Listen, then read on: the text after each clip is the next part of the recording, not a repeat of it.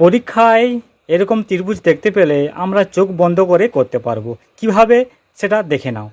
দেখো এখানে এক এক দুই এক দুই, তো আমরা এটা যোগ করব, 3 হবে। 1 আর 2 যোগ করলে 3, তো এটাকে পুরোটা যোগ করব 6। তো এখানে কটা ত্রিভুজ আছে? 6টা। এবার দেখো এখানে 1 2 1 2 1 2, তো কটা হলো? এখানে 3, এখানে 3, এখানে 3, কটা ত্রিভুজ হলো? তাহলে 9টা ত্রিভুজ আছে। এইটা আমাকে কমেন্ট করে জানিয়ে দেবে।